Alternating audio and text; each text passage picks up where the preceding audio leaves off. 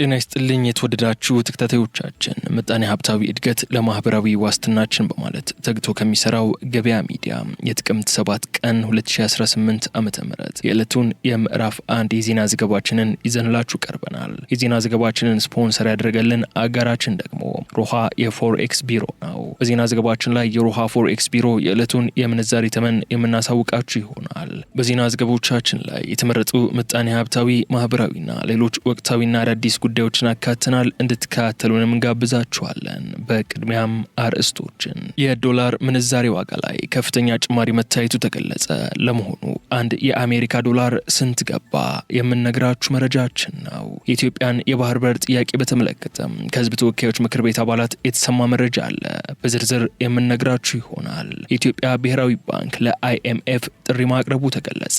ለመሆኑ ብሔራዊ ባንክ ያቀረበው ጥሪ ምንድነው? የምትሰሙት ይሆናል። በየትኛውም ኩነቶች ውስጥ የቪአይፒ ፕሮቶኮልና ቅድሚያ አገልግሎት የማግኘት መብት መሰጠቱ ተሰምቷል። በዚህም ይህ መብት የተሰጠበት ምክንያትና የተሰጣቸው አካላት ይፋ ሆኗል። የምትሰሙት መረጃችን ነው። እነዚህና ሌሎች ጉዳዮችን ያጋራናችሁ አብረናችሁ ቆይታ እናደርጋለን። እናንተም አብራችሁ እንድትቆዩ እየጋበዝን ወደ ዝርዝር ጉዳዮች እናምራ። በተሻለ ቦታ አስተማማኝ ኢንቨስትመንት ይፈልጋሉ? አፓርትመንቶችን በካሬ 81 ሺህ ብር እንዲሁም የንግድ ሱቆችን በ3 ሚሊዮን ብር ጠቅላላ ዋጋ በ10% ቅድመ ክፍያ በረጅም ዓመት አከፋፈል ይዘንላችሁ ቀርበናል። ከዚህ በፊት በቦሌ ፍላሚንጎ ቅንጡ አፓርትመንት ሰርቶ ያስረከበው ድርጅታችን አሁን ደግሞ በሜክሲኮ አፍሪካ ህብረት አጠገብ በፍጥነት የሚያከራዩትን አሊያም መልሰው ቢሸጡት ጠቀም ያለ ትርፍ የሚያገኙበትን የመኖሪያ ቤት እንዲሁም የንግድ ሱቆችን ከአባይ ሆምስ ይዘንሎ ቀርበናል። ልብ ይበሉ፣ ይህን ቪዲዮ አይተው ለሚመጡ 10 ደንበኞች ብቻ የዚህ ታላቅ ቅናሽ ተጠቃሚ ይሆናሉ። ለበለጠ መረጃ በ0946 16 03 77 ላይ ይደውሉ። አባይ ሆምስ። በስክሪንም በኪቦርድም የሚሰራ ሞባይል ለገበያ ቀረበ። ኢትዮ ቴሌኮም በስክሪንም በኪቦርድም በሁለቱ አማራጭ መስራት የሚችል ዘኔክሰስ የተሰኘ ሞባይል ቀፎ ለገበያ ማቅረቡን አስታውቀዋል። ይህ በትናንትናው ዕለት ይፋ የሆነው ምርት አሁን ባለንበት ጊዜ ሞባይል ቅንጦት ሳይሆን መሰረታዊ ነው የተባለ ሲሆን ሁሉም ዜጋ ሊይዘውና ሊገለገልበት ይገባል ሲሉም የኢትዮ ቴሌኮም ዋና ስራ አስፈጻሚ ፍሬህይወት ታምሩ ተናግረዋል። በተጨማሪም በኢትዮጵያ ኢንተርኔት ተጠቃሚዎች ቁጥር ለማሳደግ በበጀት ዓመቱ ከ3 ሚሊዮን በላይ የተለያዩ አይነት መሳሪያዎችን ለገበያ ማቅረባቸውንም ዋና ስራ አስፈጻሚዋ ገልጸዋል። ዘኔክሰስ የተሰኘው ይህ የሞባይል ቀፎ በኢትዮ ቴሌኮም ብራንድ ምርጫና አቅም የተሰራ ነው የተባለ ሲሆን በስልክ ብቻ ሳይሆን በታብሌት እንዲሁም በኮምፒውተር አማራጭ የቀረበ መሆኑም ተገልጿል። በሌላ በኩል በርካታ የመሰረተ ልማት ዝርጋታ ቢኖርም የበይነ መረብ ተጠቃሚዎች ቁጥር አነስተኛ መሆኑን የገለጹት ዋና ስራ አስፈጻሚዋ በምክንያትነት ያነሱት ደግሞ አነስተኛ የግንዛቤና ምርቶቹ የማህበረሰቡን አቅም ያላገናዘቡ መሆናቸው ነው ብለዋል። የሞባይል ቀፎች የማህበረሰቡን የመግዛት አቅም ባገናዘበ መልኩ በተመጣጣኝ ዋጋ የቀረቡ መሆናቸውንም አንስተዋል። እንዲሁም አሁን ላይ የ4G ተጠቃሚዎች 71 በመቶ መድረሱ ሲገለጽ እስከ 2028 ድረስ የ4G ተጠቃሚዎች 99 በመቶ ለማድረስ ይሰራልን ብለዋል።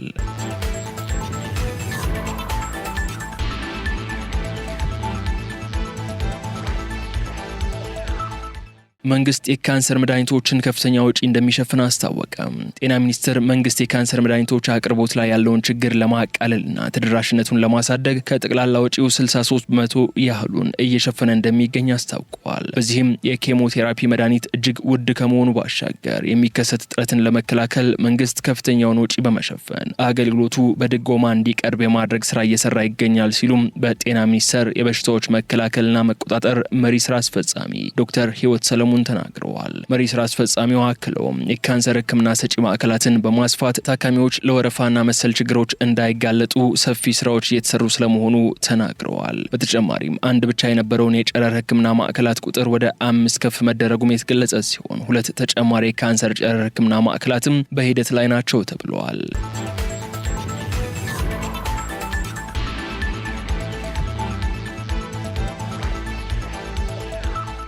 በየመስሪያ ቤቱ ያለ አገልግሎት የተከማቹ ንብረቶችን በወቅቱ ማስወገድ ይገባል ተባለ።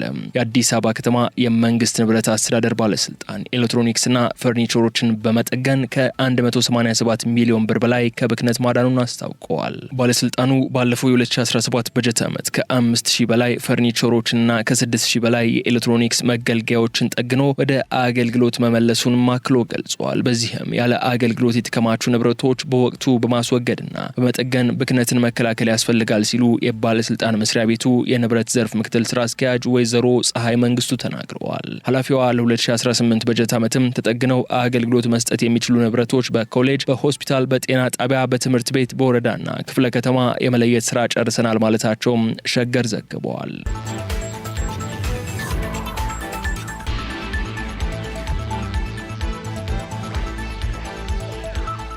ለግብር ከፋዮች በየትኛውም ኩነቶች ውስጥ የቪአይፒ ፕሮቶኮልና ቅድሚያ አገልግሎት የማግኘት መብት ተሰጠ። በትናንትናው ዕለት የአዲስ አበባ ከተማ ታማኝ ግብር ከፋዮች የእውቅናና የሽልማት መርሃ ግብር የተካሄደ ሲሆን ለወርቅና የፕላቲኒየም ደረጃ ተሸላሚዎች የቪአይፒ ፕሮቶኮልና ቅድሚያ አገልግሎት የማግኘት መብትን ተሰጥቷል። በመርሃ ግብሩ ከንቲባ አዳነች አቤቤ ለወርቅና ፕላቲኒየም ደረጃ ተሸላሚዎች ከተማዋ በምትሰጠው አገልግሎትና በምታከናውናቸው የትኛውም ኩነቶች ውስጥ የቪአይፒ ፕሮቶኮልና ቅድሚያ አገልግሎት የማግኘት መብት እንዲሰጣቸው ተወስኗል ሲሉ ገልጸዋል። በተጨማሪም የወርቅና የፕላቲኒየም ደረጃ ተሸላሚዎች በ2018 በጀት ዓመት የግብር አምባሳደሮች መሆናቸውንም አሳውቀዋል። እንዲሁም ግብር የፍትሐዊነት ማስፈኛ መሳሪያ መሆኑን ገልጸው በከተማዋ የዜጎችን ኑሮ ለማሻሻል የሚደረጉ ድጎማዎችን ከታማኝ ግብር ከፋዮች የተገኘ ነው ሲሉም መናገራቸው ከከንቲባ ጽሕፈት ቤት የተገኘው መረጃ ያመለክታል።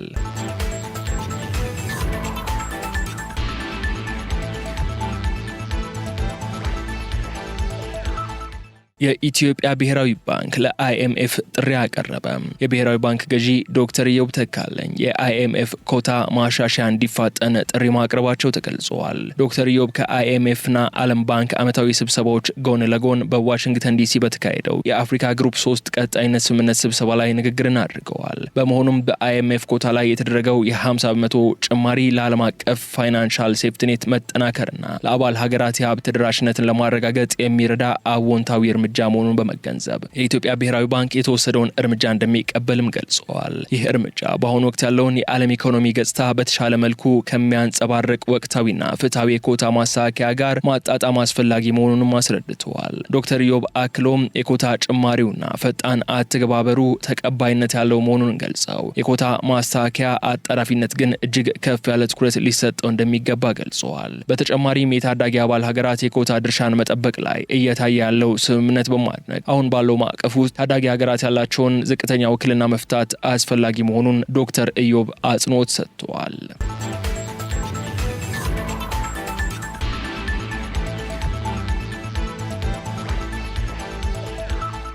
የባህር በር ጥያቄ ምላሽ እንዲያገኝ መስራት የሁሉም ኢትዮጵያዊ የዜግነት ግዴታ ነው ተባለ። የኢትዮጵያ የባህር በር ጥያቄ በሰላማዊ መንገድ ምላሽ እንዲያገኝ መስራት የሁሉም ኢትዮጵያዊ የዜግነት ግዴታ መሆኑን የሕዝብ ተወካዮች ምክር ቤት አባላት ተናግረዋል። የምክር ቤቱ አባላት የኢትዮጵያ የባህር በር ባለቤትነት መረጋገጥ ለኢትዮጵያ ማህበራዊ፣ ኢኮኖሚያዊ፣ ፖለቲካዊና ዲፕሎማሲያዊ ጠቀሜታ ያለው ሲሆን የሁሉም ኢትዮጵያዊ ሕይወት ላይ አዎንታዊ ተጽዕኖ ይኖረዋልም ብለዋል። የኢትዮጵያን የባህር በር ጥያቄ በአጭር ጊዜ ውስጥ የሕዝብ አጀንዳ ከመሆኑም ባሻገር በተለያዩ ሀገራት እንዲሁም ቀጠናዊ፣ አህጉራዊና ዓለም አቀፋዊ ተቋማት ዘንድ ድጋፍ ማግኘቱ የሚበረታታ መሆኑንም አንስተዋል። በተጨማሪም ጥያቄው የተመራበትና አሁንም እየሄደበት ያለው መንገድ የሚበረታታ መሆኑን በመግለጽ ተገቢውን ምላሽ እስከሚያገኝ ድረስ ሁሉም ኢትዮጵያዊ ሰላማዊ አማራጮችን አሟጦ በመጠቀም ሊሰራ እንደሚገባም አሳስበዋል ሲል ጋዜጣ ፕላስ አስነብበዋል።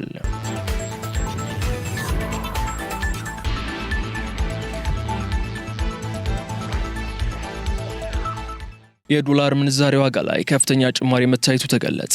በተለይም በኢትዮጵያ ንግድ ባንክ በዛሬ ዕለታዊ የምንዛሬ ተመን ላይ ከውጭ ሀገራት በኢትዮ ዳይሬክት፣ ካሽጎና ፋስት ፔይ የገንዘብ መላላኪያ መተግበሪያዎች እንዲሁም ከባንኩ ጋር በሚሰሩ ዓለም አቀፍ የሐዋላ አስተላላፊዎች በኩል ገንዘብ ሲላክ በዕለታዊ የውጭ ምንዛሬ መሸጫ ተመን ላይ 10 ብር ተጨማሪ እንደሚደረግ አስታውቀዋል። በዚህም በኢትዮጵያ ንግድ ባንክ ዕለታዊ የምንዛሬ ተመን 143 ብር ከ49 ሳንቲም እየገዛ 146 ብር ከ36 ሳንቲም እየሸጠ ሲሆን ከውጭ ሀገራት በኢትዮ ዳይሬክት፣ ካሽጎ፣ ፋስት ፔይ የገንዘብ መላላኪያ መተግበሪያዎች ሲላክ ግን የ10 ብር ጭማሪ በማድረግ አንድ የአሜሪካ ዶላር 156 ብር ከ36 ሳንቲም እየመነዘረ ይገኛል። በተጨማሪም አቢሲኒያ ባንክ በዛሬው ዕለት ከውጭ ሀገር በዳሃብሺል፣ በዌስተርን ዩኒየን፣ መኒግራም፣ ትራንስፋስት፣ ወርልድ ሬሚት፣ ቴራፔይ፣ ኢትዮ ዳሽ፣ ሪያና ሌሎች ገንዘብ አስተላላፊዎች በኩል ዶላር ሲመነዘር የ2 ብር ጭማሪ እንደሚያደርግ አስታውቀዋል። በዚህም በመደበኛው የአቢሲኒያ ባንክ የዕለቱ ምንዛሬ አንድ የአሜሪካ ዶላር በ147 ብር ከ65 ሳንቲም እየተገዛ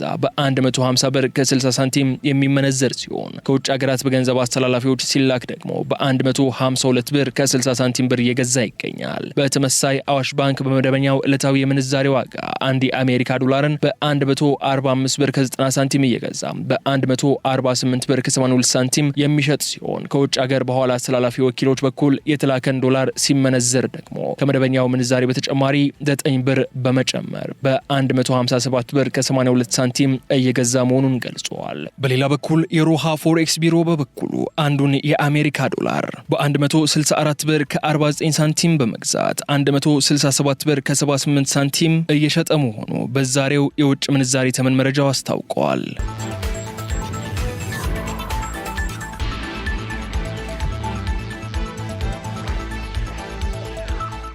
የተወደዳችሁ ተከታታዮቻችን የዕለቱን የምዕራፍ አንድ የዜና ዘገባዎቻችን የተከታተላችሁትን ይመስላሉ። አሁን ደግሞ የሮሃ ፎሬክስ ቢሮ የዕለቱን የምንዛሬ ተመን እናሳውቃችኋለን። ሮሃ የፎሬክስ ቢሮ ይፋ ያደረገው የዕለቱ የውጭ ምንዛሬ ተመን ስንመለከት በዛሬው ዕለት አንዱን የአሜሪካ ዶላር በ164 ብር ከ49 ሳንቲም በመግዛት 167 ብር ከ78 ሳንቲም ሽጧል። የታላቋን ብሪታንያ ፓውንድ ስተርሊንግ ደግሞ 210 ብር ከ02 ሳንቲም በመግዛት 214 ብር ከ22 ሳንቲም ሽጧል። አንዱን ዩሮ በ187 ብር ከ18 ሳንቲም በመግዛት 190 ብር ከ92 ሳንቲም ሽጧል። አንዱን የስዊዝ ፍራንክ 195 ብር ከ04 ሳንቲም ተገዝቶ 198 ብር ከ94 ሳንቲም ሲሸጥ አንዱን የአረብ ኤምሬት ድርሃም 43 ብር ከ90 ሳንቲም በመግዛት 44 ብር ከ78 ሳንቲም ሽጧል። አንዱን የሳውዲ ሪያል 43 ብር ከ01 ሳንቲም ተገዝቶ 43 ብር ከ87 ሳንቲም ሲሸጥ አንዱን የቻይና ዩዋን ደግሞ 22 ብር ከ90 ሳንቲም ተገዝቶ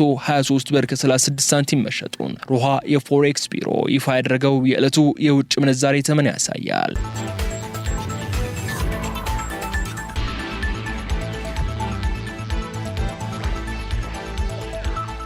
የተከበራችሁ ተከታታዮቻችን ከገበያ ሚዲያ ወደ እናንተ ሲደርሱ የነበሩት የዕለቱን የዜና ዘገባዎቻችን እነዚህን እስካሁን ስትከታተሏቸው የቆያችሁትን ይመስሉ ነበር። አብራችሁን ስለቆያችሁ እጅግ አድርገን እያመሰገንን በቀጣይ በሌሎች ጉዳዮች መልሰን እስክንገናኝ ድረስ ሰላም።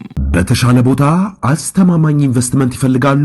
አፓርትመንቶችን በካሬ 81 ሺህ ብር እንዲሁም የንግድ ሱቆችን በ3 ሚሊዮን ብር ጠቅላላ ዋጋ በ10% ቅድመ ክፍያ በረጅም ዓመት አከፋፈል ይዘንላችሁ ቀርበናል። ከዚህ በፊት በቦሌ ፊላሚንጎ ቅንጡ አፓርትመንት ሰርቶ ያስረከበው ድርጅታችን አሁን ደግሞ በሜክሲኮ አፍሪካ ህብረት አጠገብ በፍጥነት የሚያከራዩትን አሊያም መልሰው ቢሸጡት ጠቀም ያለ ትርፍ የሚያገኙበትን የመኖሪያ ቤት እንዲሁም የንግድ ሱቆችን ከአባይ ሆምስ ይዘንሎ ቀርበናል። ልብ ይበሉ፣ ይህን ቪዲዮ አይተው ለሚመጡ 10 ደንበኞች ብቻ የዚህ ታላቅ ቅናሽ ተጠቃሚ ይሆናሉ። ለበለጠ መረጃ በ0946 16 03 77 ላይ ይደውሉ። አባይ ሆምስ